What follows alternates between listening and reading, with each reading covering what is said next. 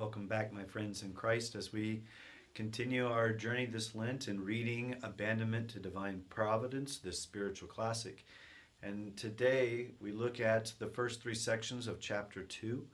And I am just reminded of Jesus' teachings that when he says, you must deny yourself, take up your cross, and follow me. These very first three sections are teaching us that very part, that the first act of self-abandonment is to surrender ourselves entirely to God, to give ourselves to Him completely.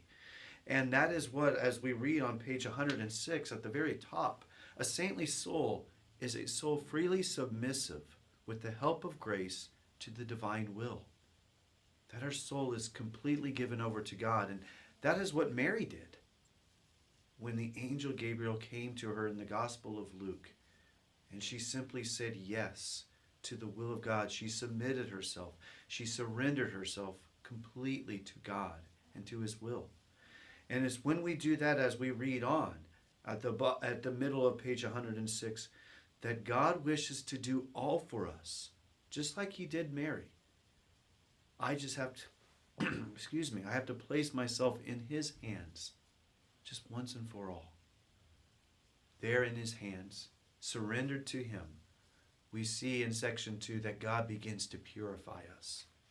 That the cross then is not a means of punishment, but rather an act of love that removes everything from our hearts that is not of God.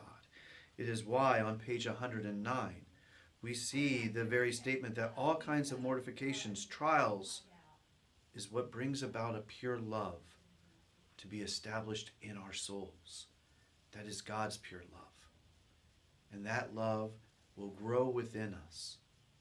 And that love then moves us, as we hear in section 3, to do whatever God places in front of us. That we are just totally submissive, totally surrendered to His love, and wherever that love may lead us. May we in this Lenten season continue to deny ourselves, to take up our cross, that cross that is the purification of our hearts, and to follow Christ by being filled with His love. Thank you, and God bless you.